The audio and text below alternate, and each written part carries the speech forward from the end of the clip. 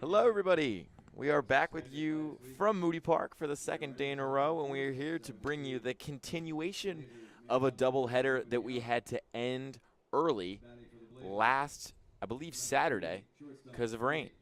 It's the Quakertown Blazers. They bring their 6-1 record down south from the Northern Division. They're facing off against the South Jersey Kings here in Ewing, and we're going to pick you up in the top of the fourth with a runner on third and nobody gone.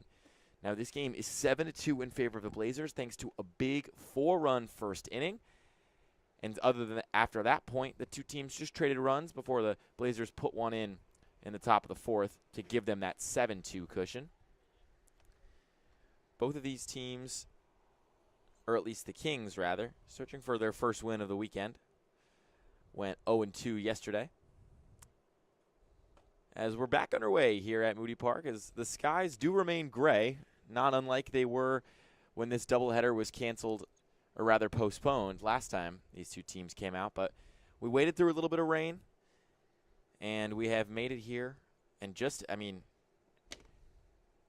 as we were getting to the ballpark, the rain picked up, and thinking, oh no, not again. But thankfully, we waited an extra half an hour, getting things going. That one's outside. Wolf on the mound for the Kings. It says here, I mean, he has technically thrown 33 pitches, but he's just thrown 2 so far today. Everett is at third, and Lapp is batting. The lefty Wolf comes set. That one's outside again. It's 2-1.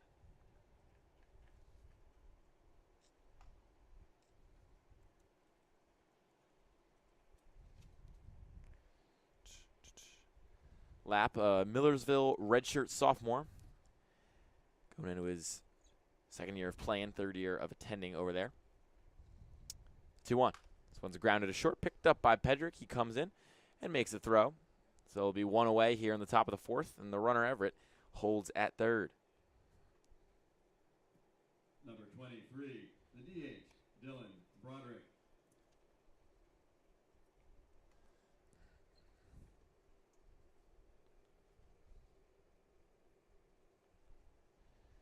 So it'll be Dylan Broderick up to bat. Chestnut Hill College junior. Yet to get a hit so far in the ECCBL, over 12. That one snaps upstairs for ball one.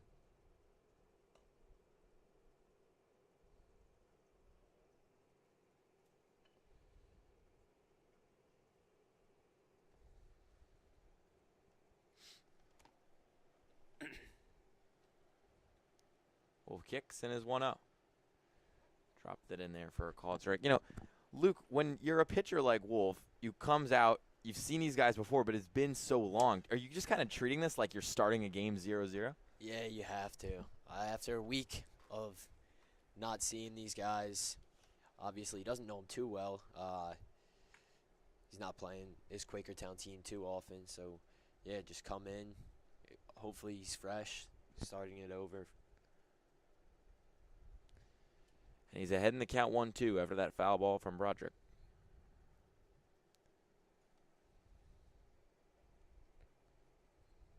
As the Kings look to get out of this pseudo jam here in the top of the fourth. They had a runner on third and nobody gone. The 1-2. This one's lined up the middle. It'll get down for a base hit. And that'll bring home a run for Quakertown, who now extend their lead to 8-4. Broderick with a nice piece of hit in there, put together a pretty good at-bat and reached first safely.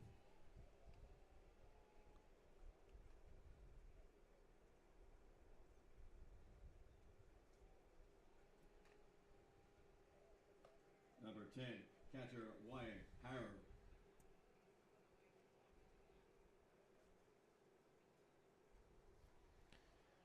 So it'll be Wyatt Hara up to the plate now. After Broderick's single knocked in the 8th run of the game for the Blazers, they've quadrupled the Kings total. It's 8-2. It's fouled back.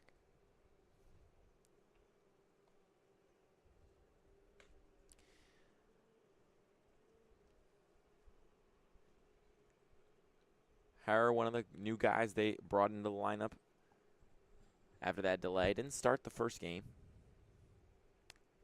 And his 0-for-0 stat line is indicative of such. Broderick with the lead on first. Here comes the 0-1. Check swing. In there for a called strike. So ahead in the count now, 0-2 is Wolf.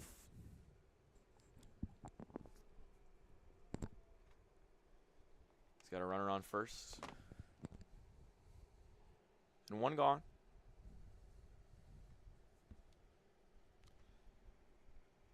Lefty comes set.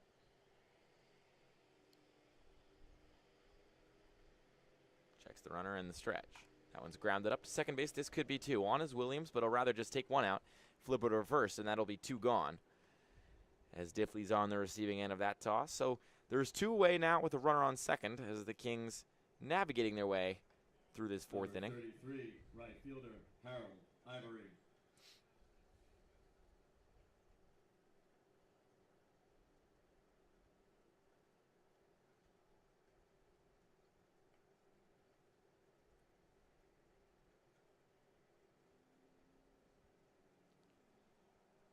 Yeah, well, swing and a miss. Got Ivory feigning at that one. 1 for 1 today. Had a big RBI in that first inning. Part of that 4-run onslaught for the Blazers. The 0-1. Fouled back. It's 0-2. Blazers were undefeated heading into these two teams' first meeting of the season, but have since picked up a loss. They fell to the Pocono Timber Rattlers last Monday.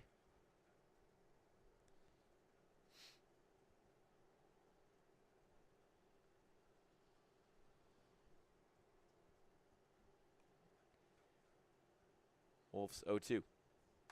This one's grounded to second. Williams is coming on, makes the play off a tough hop, flips it over to first. And the Kings are out of the top of the fourth. After we resume, the Kings concede a run on a single, but other than that, strand one runner on third, and it's now South Jersey's turn to hit, and we go to the bottom of the fourth. Hi, my name is Dr. Philip Glassner. I'm a hip and knee replacement specialist at Mid-Jersey Orthopedics. We're a multi-specialty orthopedic practice with offices in Flemington, Bridgewater, and Washington, New Jersey. We have 18 fellowship-trained specialists to take care of you from your neck down to your toes. We offer conservative management such as bracing, therapy, and injections through surgical interventions as well. Our goal is to keep you active and healthy and get you back in the game. We also offer on-site digital x-ray as well as MRI. We have evening and Saturday morning office hours to assist with convenient appointment times, as well as having walk-in appointments available. Call us or visit our website at midjerseyorthopedics.com so we can help you to live life better. And I don't think they...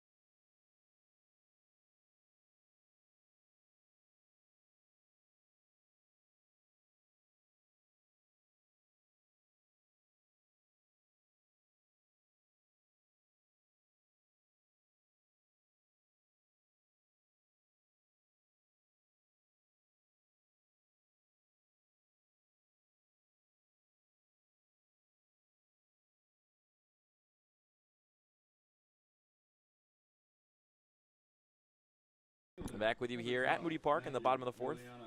Matthew Giuliano going to lead things off for the Kings here.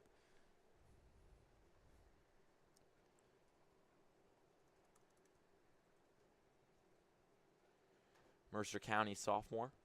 Hails from Hamilton, so pretty local, about as local as you can get. The pitcher and a hitter. Don't see that too often anymore. We got a nice taste of it yesterday. Haddock, who's actually a class of 2026 player, so he's one of the youngest guys in the ECCBL for Scranton Wilkes-Barre. Started the game and then ended up moving to right field after the fourth inning. Pitched 4 pretty solid innings. There you go. And ended up getting the win for that game. He's going to be a senior? Yeah, he's going into his senior year. So For him. one of the younger guys. Giuliano, meanwhile, ahead in the count here, 3-0. You got to think the restart of this game favors the Kings Oh, yeah. more than this Quakertown team. Oh, yeah. Like, Quakertown now has to make another significant drive to the fields, and they lose all their momentum that they started that game. They had the 7-2 lead. Now they have that runner on third base that goes into score, but it's basically starting this game over, and just hopefully the Kings can find something that they didn't have last week. Yeah, I mean, it shows you that 4-run first inning, just kind of brutal looking back on it, because even if that was a 2-run first inning, you're looking at a much more manageable comeback, especially because I agree. I think the Kings have a lot of momentum, or at least gained a lot of momentum by the Blazers losing some, because like you mentioned, they got to get on the bus, come all the way down here from Quakertown, it rains again, they got to wait again. Meanwhile, the Kings, all those guys are pretty local. This is their home field. But spotting the Blazers a run early, thanks to that runner on third, and it's Buchanan up now. Snyder checks the runner. Not even close.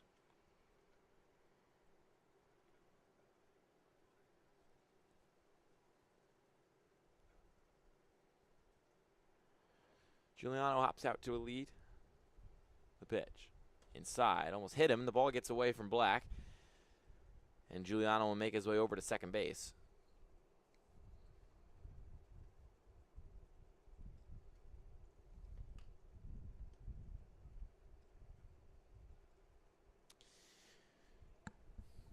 Buchanan over one so far in this one, as we're going to get a brief little mound visit. So Black and Snyder are going to chat it up. Black just going out there to check on his pitcher, brush off the mound for him. And again, really, it's these two teams, you look at the stats outside of the runs, they each have 4 hits, 1 error for the Blazers, 2 errors for the Kings. But it was just some early walks that really led to this deficit being the way it is. And that's kind of been the story of the summer so far for a lot of these teams, especially in the Southern Division. Yeah. That pitching discipline's been a big point of struggle for everybody, especially when these Northern Division teams come into town. They seem to bring a different level of consistency on the mound, and we saw that yesterday. Northern Division teams went 4-0 across our double header. Looks like it's actually Harar behind the plate. We had a bunch of switches. Kind of difficult keeping up with everyone.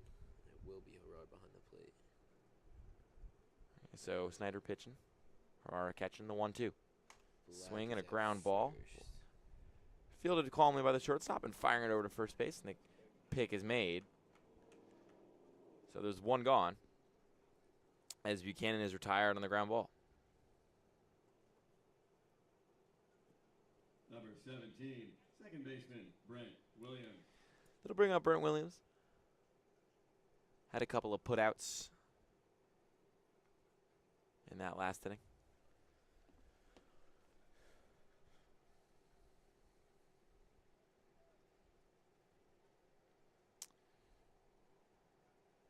Snyder checks the runner, kicks, and delivers. That one's down low. Can't get the bottom of the zone on the fastball.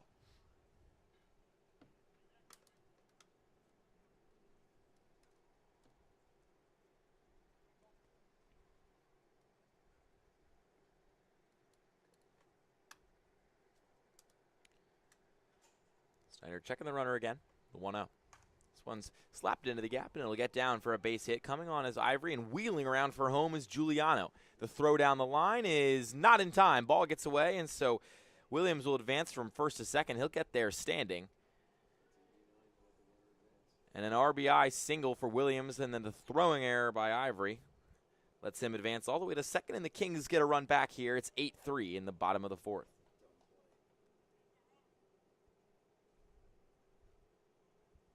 Number 2, center fielder, Jordan Rava. It really felt like there wasn't much of a chance at home there to make that play, and Ivory gunning it down ultimately let the runner advance to second.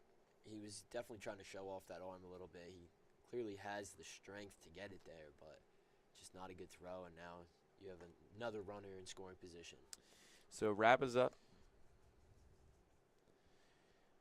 0 for 2 so far today.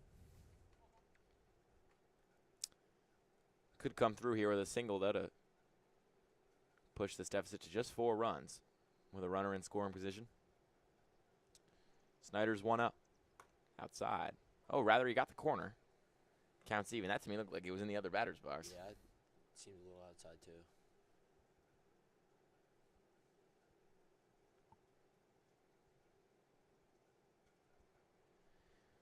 Snyder comes set. Checks the runner.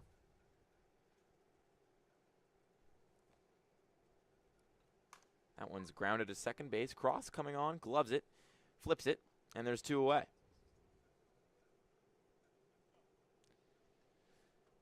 Snyder so far hasn't really punched anybody out, but he's getting pretty weak contact for the most part, which is really all you can ask of your pitcher, especially in such a funky situation with the restart, the wet mound, and the conditions.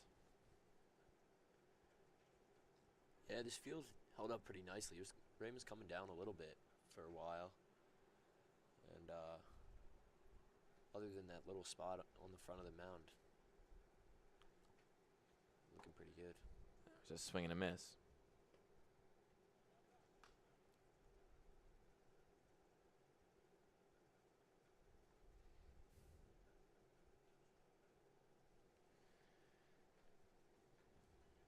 Snyder ahead in the count, 0-1 here.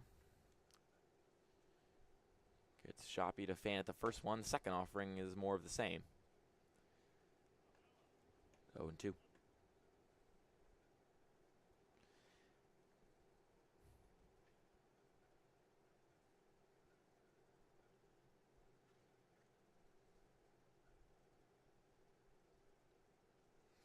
Williams jumps out to a lead over there on third. The 0-2 pitch up high. Right around the face of Shoppy. Committed to play at LaSalle University next year. Just revived their baseball team in the last couple years after nearly 2 decades dormant. Trying to build up a program over there. The 1-2. Buckles his knees with a strike. And he dropped the curveball in, and that'll do it for the bottom of the 4th. There is 1 run for the Kings, but they still trail 8-3 after the strikeout to end things. We'll go to break. Be back with you after these messages.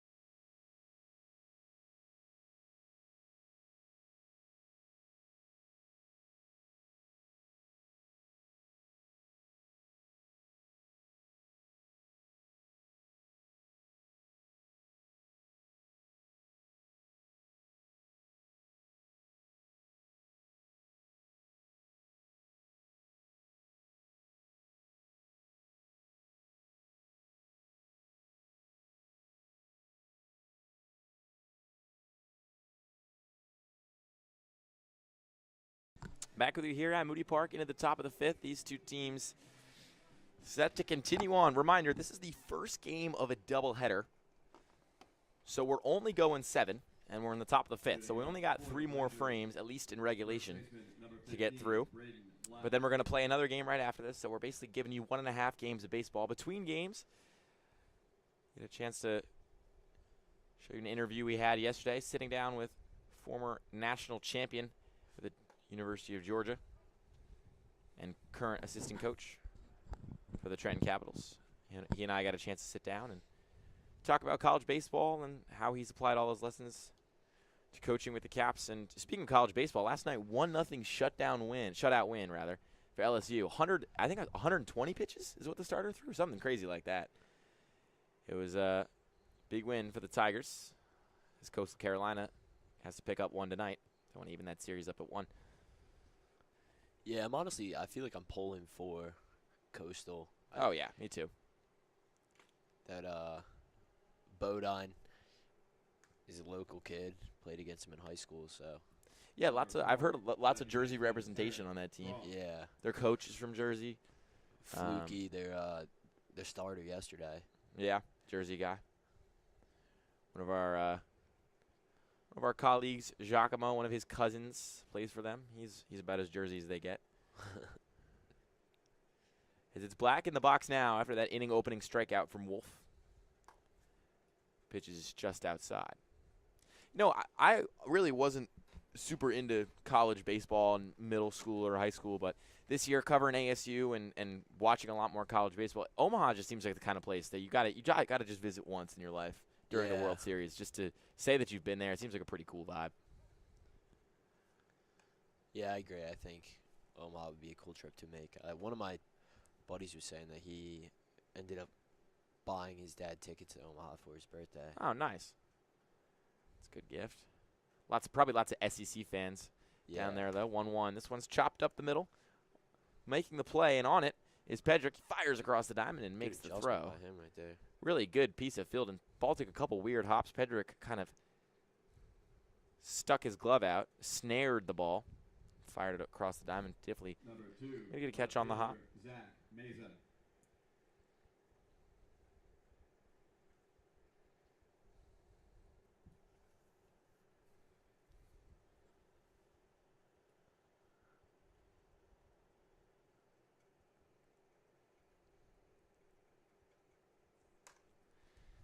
This one's fouled away.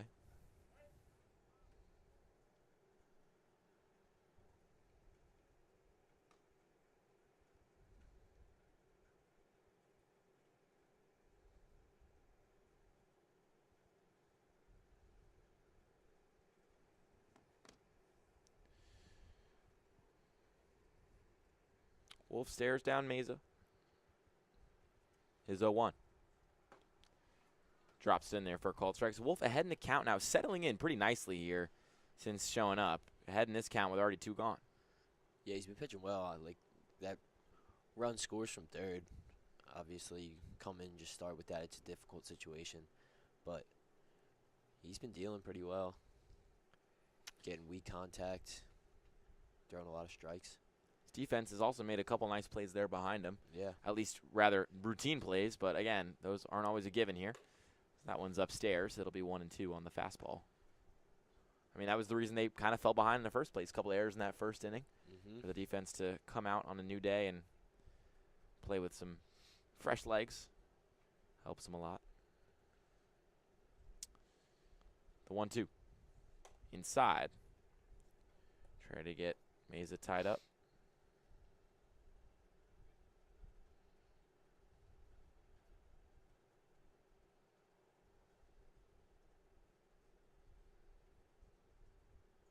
Counts even now at 2, with 2 gone. The pitch.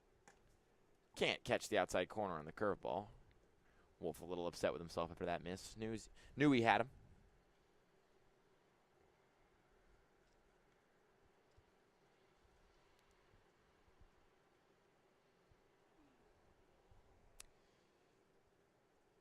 It's 3-2. Wolf kicks, delivers. That one's outside. Wolf really wanted that call. And to me, it looked like that might have gotten the outside corner, but yeah, nonetheless, I thought so too. Ahead in the count 0-2 to a walk. Shoppy was ready to throw it around the horn, yeah. too.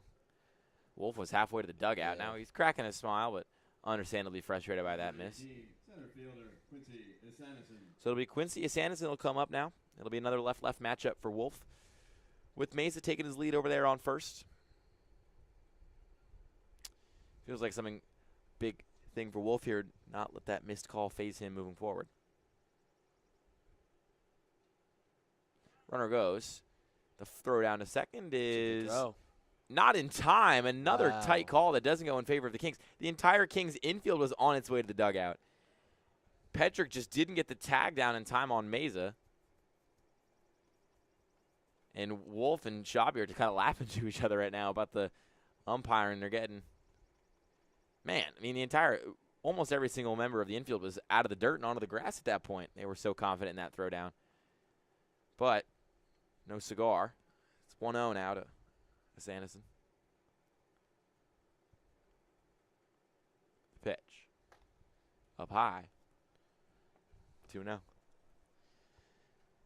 Now after a quick 2 outs, Mesa gets the second. Runner in scoring position here for Sanderson. Hopefully get an unlikely run. Checks the runner, the 2-0.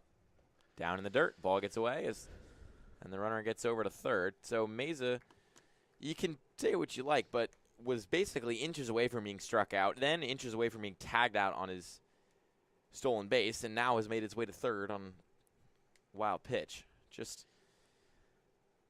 tough unraveling here for Wolf, and he's way behind in the count now, 3-0. Got to focus back in here.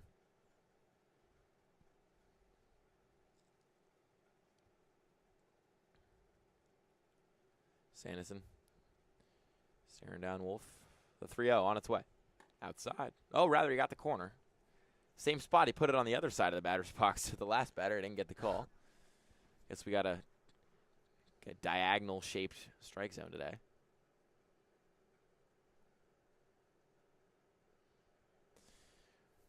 Wolves 3-1. That one's in there for a called strike. Count is full. So, you know, if you're a Sanderson, you see 3 balls go by, then Wolf gets the zone twice on 2 pretty good pitches. Kind of, what is your approach here for this full count pitch? Just battle. Gotta wait for a pitch you like. He didn't like those last 2. He's waiting for something. Runner on third, 2 gone, full count. Wolf comes set. His payoff pitch, way behind to Sanderson, almost hit him in the head. That one slipped away from him.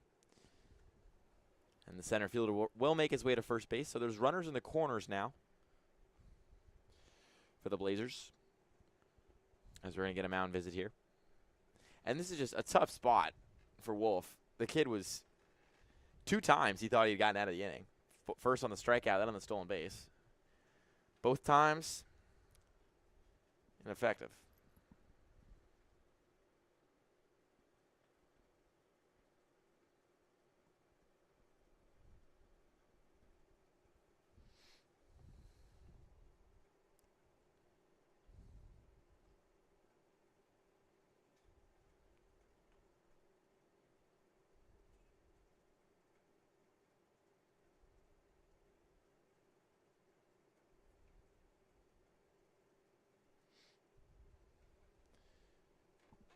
The count is still even.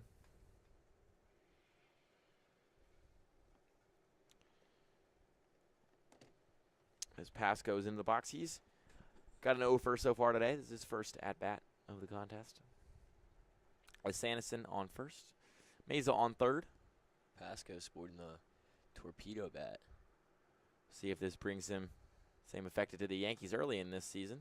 And that one's up there in the corner. Called strikes. It's 0-1. Lots of stickers on the back of his helmet, too. I'm trying to figure out what exactly that design pattern is.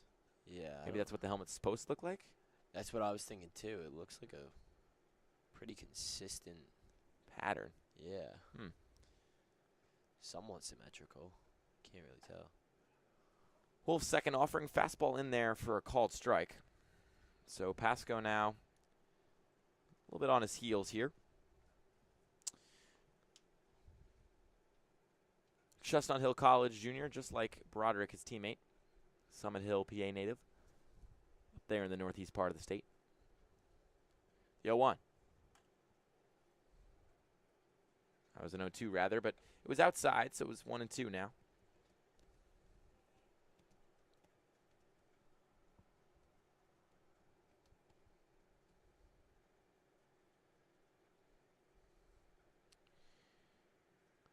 The 1-2. Runners on first and third, and 2 gone. Here in the top of the 5th, the pitch. Runner goes from first to second, fakes the throw, and tries to get him back at first. Might have had a chance if he threw it earlier. Shoppy was about to try to gun down to Sanderson at second, then immediately thought better, but put the brakes on and almost got a Sanderson back at first. I'm surprised Sanderson didn't just keep going all the way to second. I think he was just trying to bait the throw. That was the plan, yeah. And at that point, you're just taught to stroll into second if they're not going to throw down. And he almost got a back pick at first. 2-2, 2 gone, 2 on here in the top of the 5th.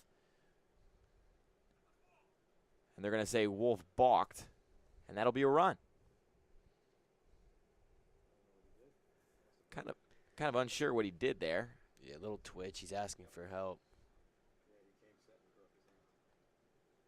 The umpire said he came set and then broke his hand and then came set again.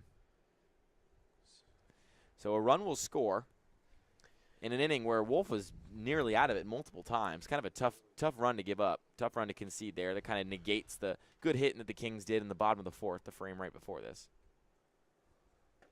That one's a swing and a miss, and he gets out of the inning on the next pitch, but Wolf going to be undoubtedly frustrated with how that went.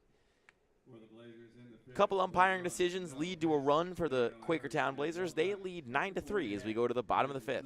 The Kings 3.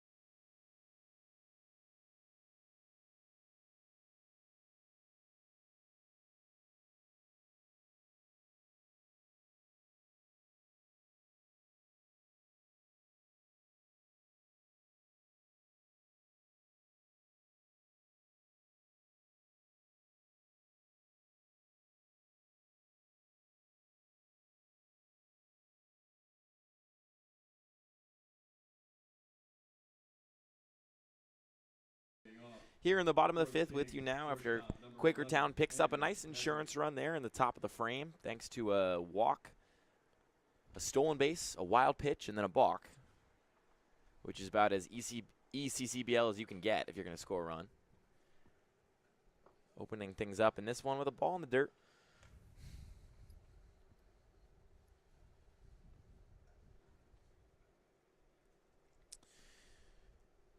The Kings with 9 outs to play with if they want to mount a comeback here in game 1 of this doubleheader. That one's up high.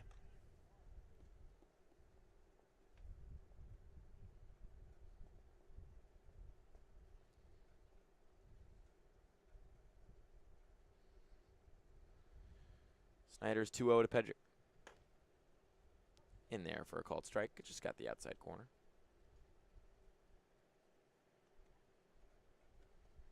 So it's 2-1 now to Pedrick. He's 1 for 2 so far today. The pitch. dropped it in there for a called strike. Nice curveball. Kind of went 12-6 on that.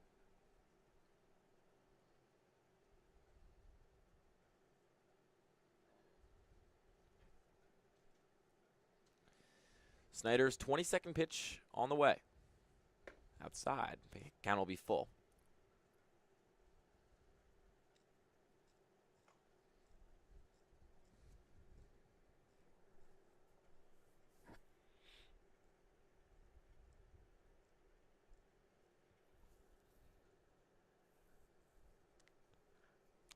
The 3-2. This one's chopped foul. Off the shoulder, seemingly. And somehow, in the chaos of between innings, our camera got whacked. I guess that must have been a pass ball. I didn't even notice. It must have been a passed ball. But if you're watching the game on your phone, just, tilt that thing to a funky angle. We'll get that fixed maybe between hitters, maybe between innings. But it's full now against Pedrick. The 3-2. Chopped foul again.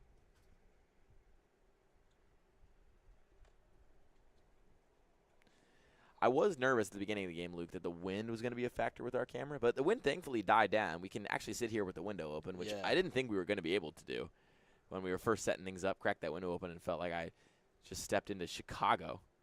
The wind was just howling as that one's up high for ball 4. Can't catch that top left corner of the zone. So Pedrick will take his base, and I'm going to try to fix his camera on the fly. Tommy Diffley, the first baseman, is going to step up to bat now. That's pretty good. That's pretty good. Kind of set that thing up. Everybody gets a really nice view down that left field line and not much down the right, but it's okay. Mimicking my view here, I basically got a column right directly to my right, so I can't even see the right-hand foul pole. That one's in there for a ball, just inside.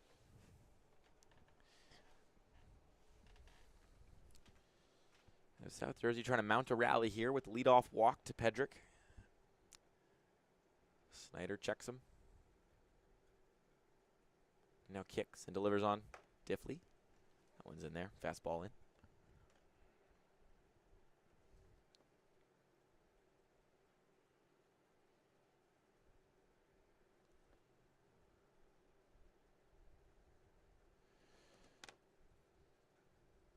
The 1-1.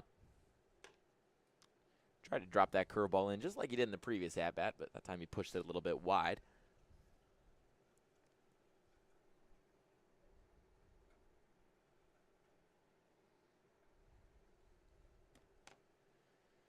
So it's 2-1.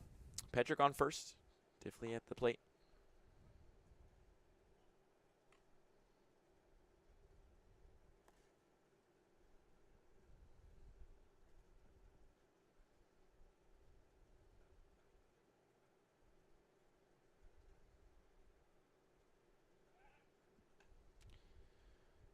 Gets the runner back on the pickoff.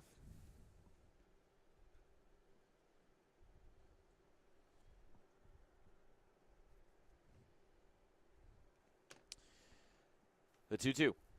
This one's hit high and hard, floating into the gap, but on it is center fielder. He'll make the catch. Sanderson. Again, that feels like we get a million of those here at Moody, but it comes off the bat, and you're thinking, that thing can get down, extra bases maybe, but with the wooden bats and the very humid air, ball kind of just dies. Yeah, you can always kind of tell by the outfielders. I feel like I have learned to trust them more than how the ball looks or sounds. Once you see that back turn. So Fitzpatrick is up the dish now. He's 1 for 2 so far today. Shakes his head no.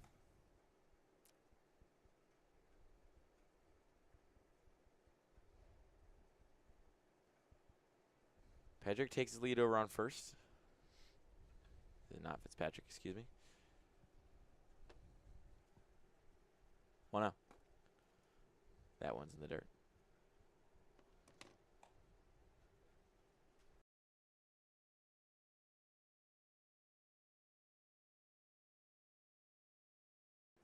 So it'll be Wolf with no DH in the lineup. So instead of Fitzpatrick, the pitcher's going to come up and hit. 2-0 to him. Down low. I can't say we have stats prepped on Wolf as a hitter.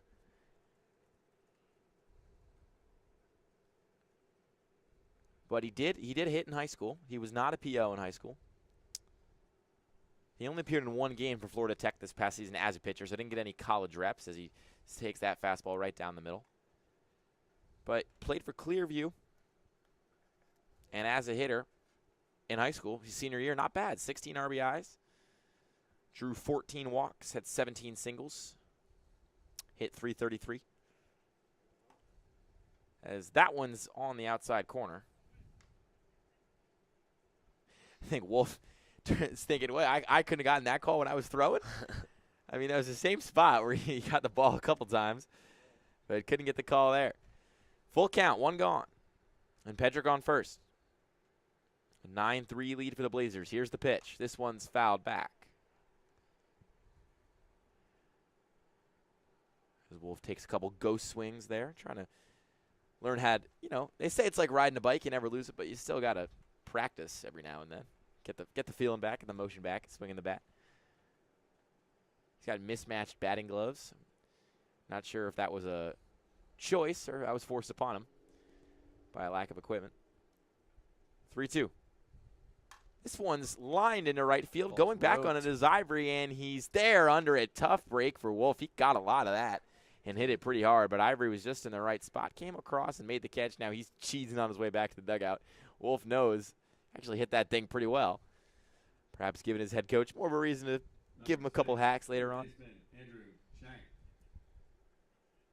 Every time that happens, I always think about that.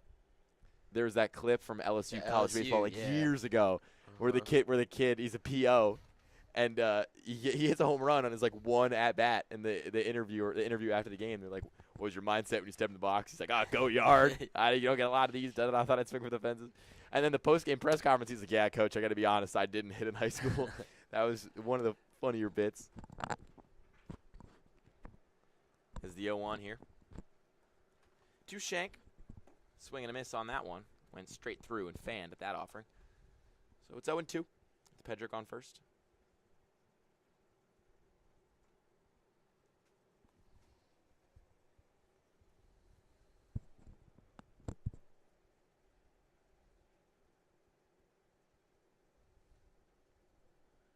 Snyder heading the count 0-2. His offering. That one's in there for a called strike 3. Got the outside corner, and we'll sit down and take a breather as Quakertown gets through the bottom of the 5th with no runs, no hits, no errors, and one man left. It is still 9-3 Quakertown, and we go to the top of the 6th frame. Hi, my name is Dr. Philip Glassner. I'm a hip and knee replacement specialist at Mid-Jersey Orthopedics. We're a multi-specialty orthopedic practice with offices in Flemington, Bridgewater, and Washington, New Jersey. We have 18 fellowship-trained specialists to take care of you from your neck down to your toes. We offer conservative management such as bracing, therapy, and injections through surgical interventions as well. Our goal is to keep you active and healthy and get you back in the game. We also offer on-site digital x-ray as well as MRI. We have evening and Saturday morning office hours to assist with convenient appointment times, as well as having walk-in appointments available. Call us or visit our website at midjerseyorthopedics.com so we can help you to live life better.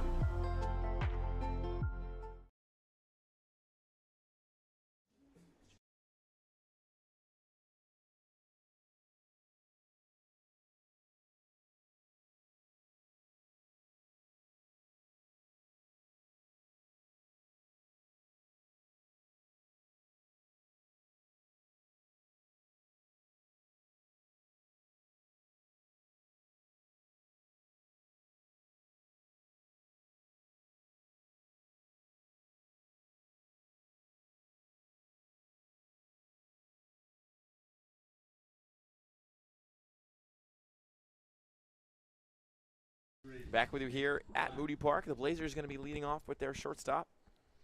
And it'll be number 3, Nate Lapp, to lead things off. Sellersville, PA native. He got us going, at least resumed, in the top of the 4th. With his team up 8-1, and as he takes the first pitch to the at-bat and drives it deep in the left field, but under it And making the catch is Giuliano. So Lap's day is now an 0 for 4 outing. Number 23, the DH, Dylan Broderick. So it'll be Dylan Broderick here in the top of the 6th.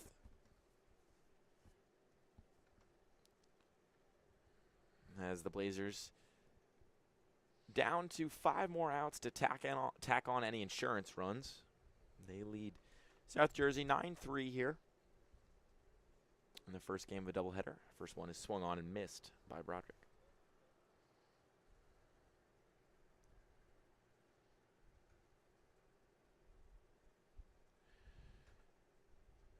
Quakertown and Southside battling at the top of that Northern Division. That one kind of runs away from Wolf and gets inside. Quakertown 6-1, Southside undefeated. Believe they're 8-0. I think they were 6-0 coming in their doubleheader yesterday. They won both over the Trenton Capitals. One of which, the first game was a blowout. Second game was actually pretty entertaining, at least until there was a blow up in extras. That one's lined in the outfield. Could get down for a base hit, but rather a nice slide and grab is made. Good read on that by Giuliano. Got over there quickly. Really nice jump by Giuliano. Yeah. Got under the ball and hit a little slide. Calm, cool, and collected. Number 10, catcher Wyatt Harrer. So the catcher will be up now with 2 gone here on the top of the 6th. Ryan Hare. Yeah, Southside against the Capitals yesterday. First game, blowout. Second game, really nice start from the Southside starter. Goes 5 strong innings. They're up 3-0, and you're thinking they're just going to cruise to a win here. And then they send him out after 80 pitches. And he kind of struggles a little bit. Gives up a couple walks, gives up a single, and a late rally is staged by the huge underdog Caps, who are in last place in the Southern Division, which is definitely, so far at least, the worst of the 2 divisions. They tie it up. They go to the top of the 7th. The Caps get out of that. No runs conceded, and you're thinking, wow, they could really pull off an upset here.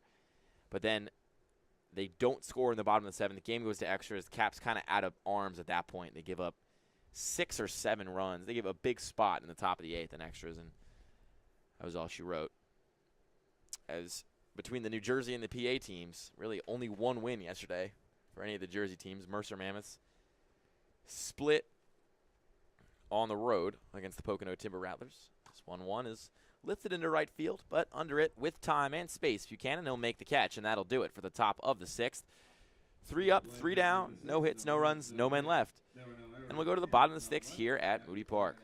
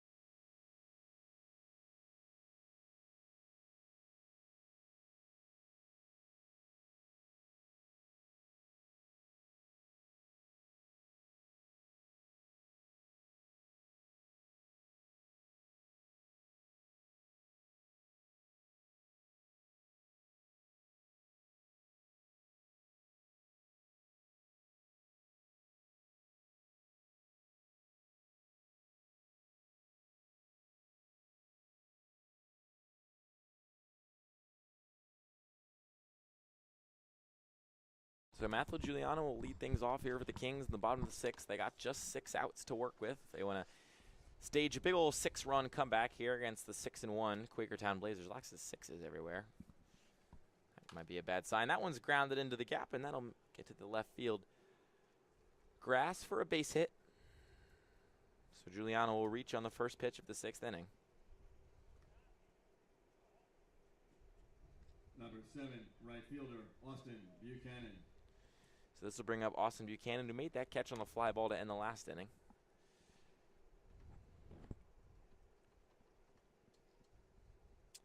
He's 0 for 2 today. But he hits this one hard, down the line, still carrying, and into the bullpen. Home run, Austin Buchanan. He pulled it right down the left field line. And the South Jersey Kings get 2 runs back here in the bottom of the 6th. Buchanan 0 for 2, no longer. As he takes his helmet off, taps it with his teammates, and rounds the bases with his chest held high. A big swing into left field. That thing just carried and snuck its way right past the Coriel Tree Service sign in left.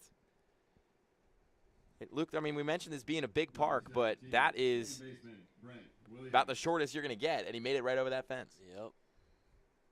Good, those guys in the bullpen are looking over at it. Right over their heads. And it'll give me a chance to use the home run graphic on the scoreboard, which is always fun to look at since it does a little home run thing, does a little color pop thing, which is always cool. So it's 9-4. Quakertown has just like that 2 quick runs here in the bottom of the 6th. Next pitch floated outfield, moving on over as Ivor, and he makes the catch. I mean, these Kings hitters, they're hitting Snyder pretty hard right now. Yeah.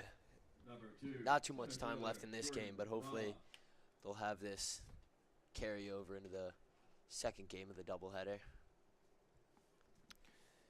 Yeah, so, I mean, if you're keeping score in terms of what the score has been since we resumed, 3-2 Kings. But the 4-run first inning that they had a week ago and the 2-run top of the 3rd and the 1-run top of the 4th had them looking at an 8-1 deficit, or excuse me, a 7-1 deficit.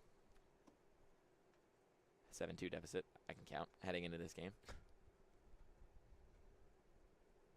But like you mentioned, the momentum feels like it kind of had shifted at the start of the day today, and the Kings are at least showing that thus far. Outscoring in that since the resumption. Surely something they'll try to push to the second game of this doubleheader, which will be right after this.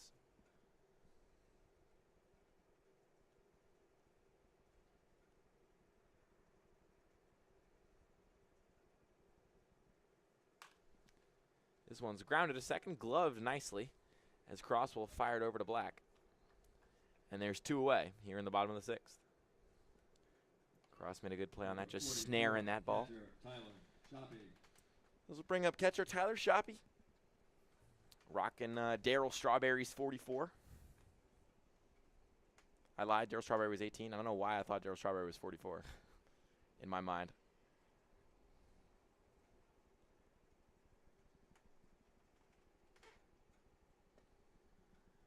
That one's low.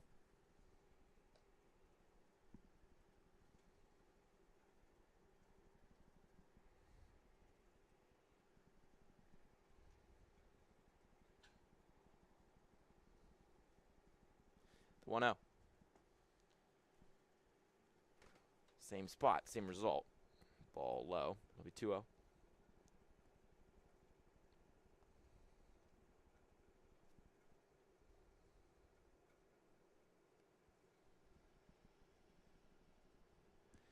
From Snyder. Swing and a miss.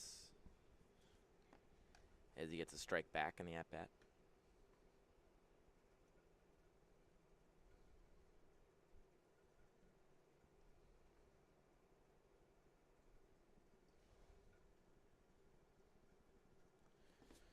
So the 2-1 pitch on its way. It skips into the dirt.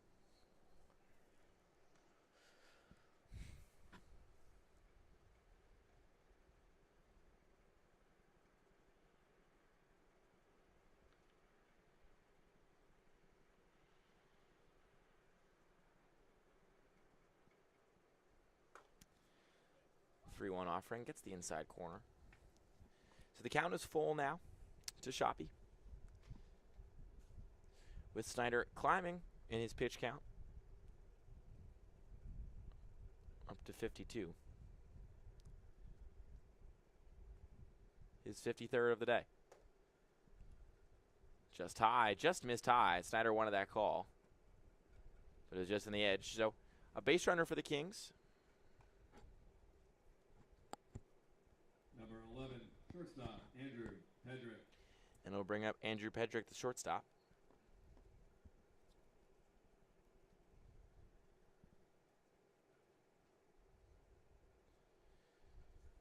And with Shoppy on first and Pedrick in the dish, the shortstop's 1 for 2. He takes a big hack at that one, and he grounds it straight to Black, who has a little bit of trouble with the ball, but beats him to the bag in a close play.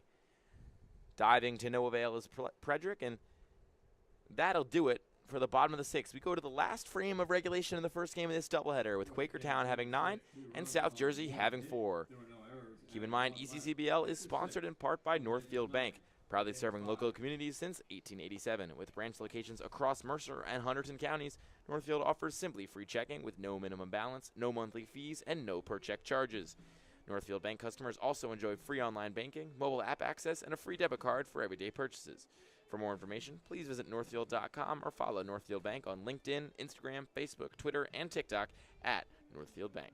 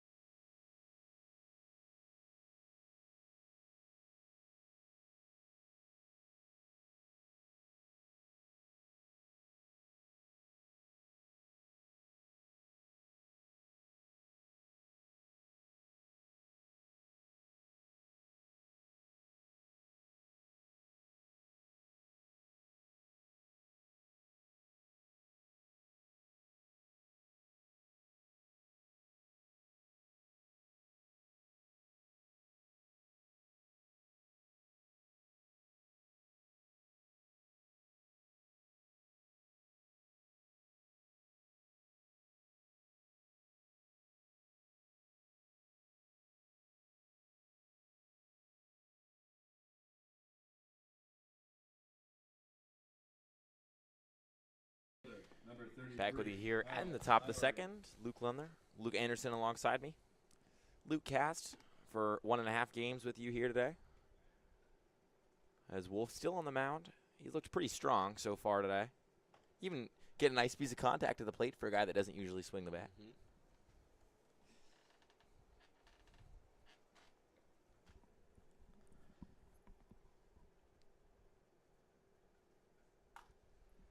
That one's fly to left, or rather to right, and it'll trail foul.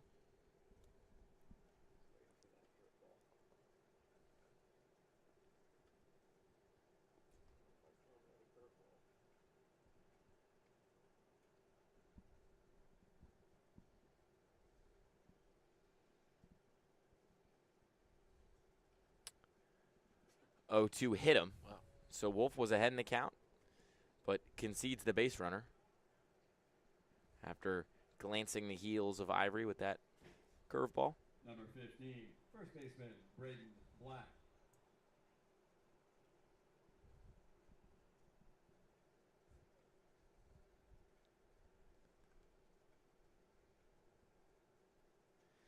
So the first baseman, Braden Black, will step up with a runner on first in the top of the 7th here, and Quakertown leading 9-4. That first offering is in there for a called strike.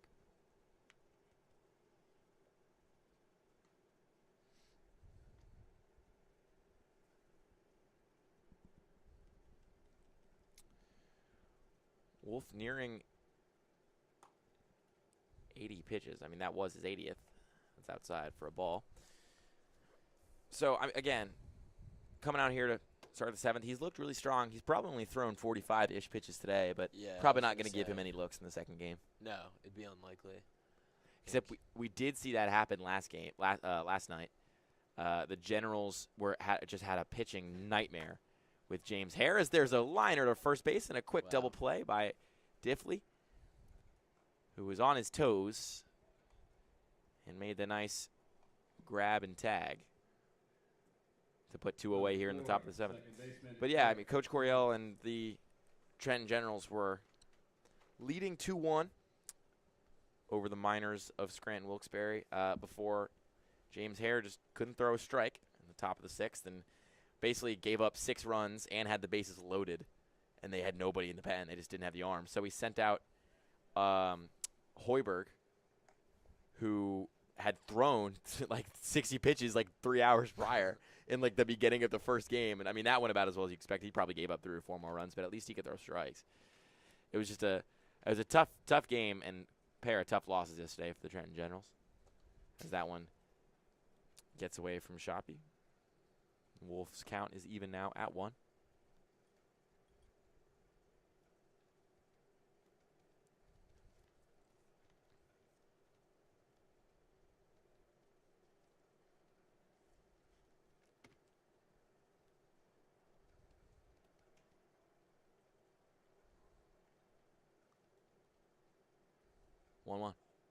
Swinging a liner up the middle, coming on and making the play, snaring it with his glove and firing across the diamond, and there's 3 outs. Not the classic 1-2-3 inning, but 3 hitters up and then 3 hitters retired.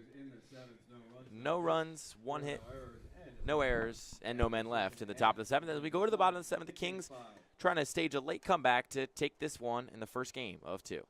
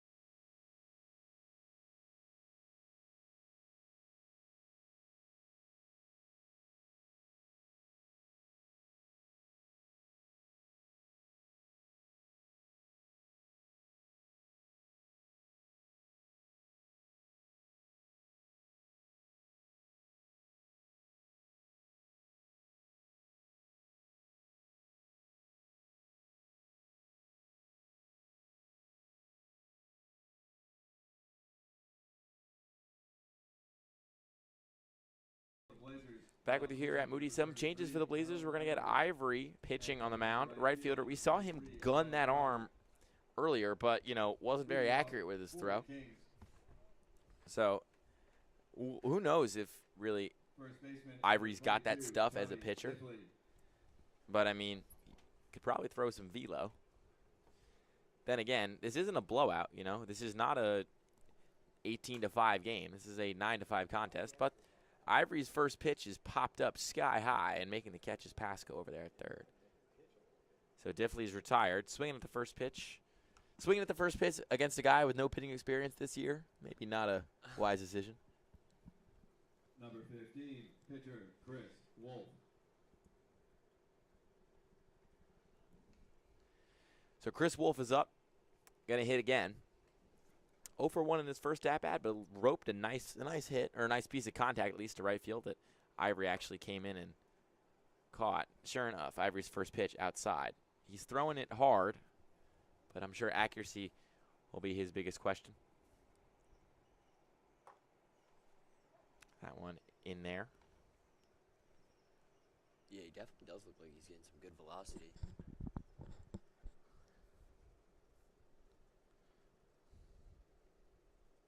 That one is roped, but right into the glove of Broderick. Unfortunate.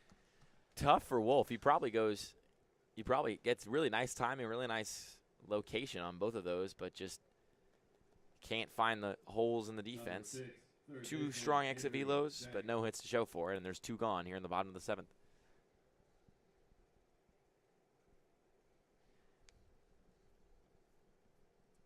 These hitters trying to jump on Ivory early. He's thrown just 4 pitches in this inning. That one a little high.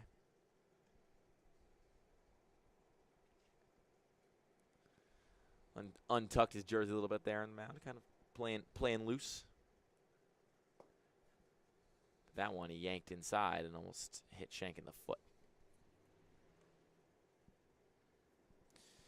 Ivory heading into his junior year at Alvernia University. As a sophomore, hit .291 with an OPS in the 830s. So he's definitely got the chops to hit well. Just haven't seen him pitch a lot. The 2-0. 3-0 now.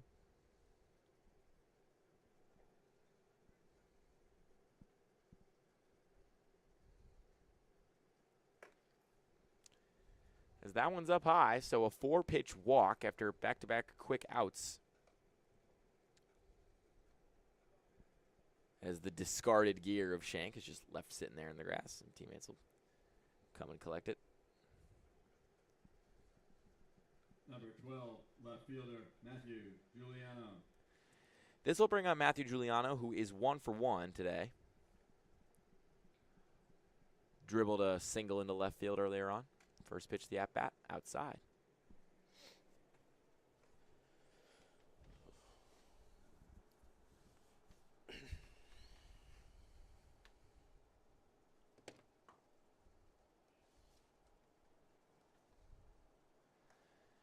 So it's 2-0 now.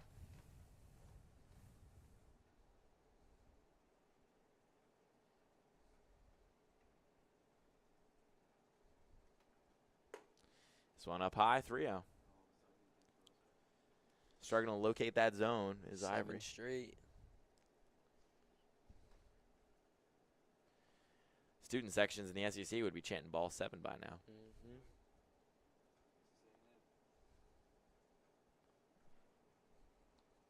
Don't have much of a student section here. Could get a couple of parents to start something up. Start heckling. Yeah. That'd be pretty funny. Yeah, these two teams really keeping it pretty cordial between the two of them. During the Southside Caps game, couple barbs were exchanged between the two teams. Just, a couple words back and forth. Nothing too feisty. As that one is in there for a called strike. Finds the middle of the zone. I mean, you're probably going to get a little bit more of that in interleague play. You're two teams that don't really play each other often. These guys aren't friends or don't really know each other. Whereas when all those Southern Division teams play, as there's a walk.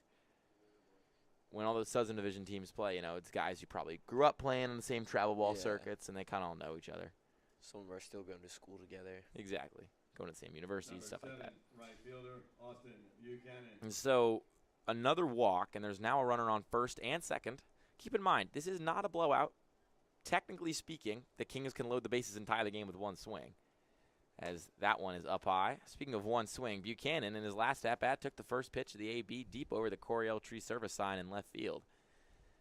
and got 2 runs back in the bottom of the 6th, but he's up here in the 7th in a big spot. 2 gone, 2 on.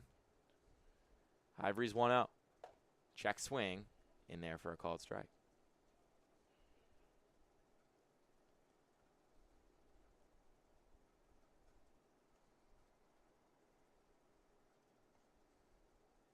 One. Swing and a miss. Out of his shoes there was Buchanan. Probably trying to recreate what he did at his last at-bat. So Ivory up to 16 pitches despite the 2 walks. Has already punched out, or has already gotten out 2. It's 1-2, 2 on, 2 gone. The pitch, swing and a miss. He got him. And that'll do it for the first game of the doubleheader.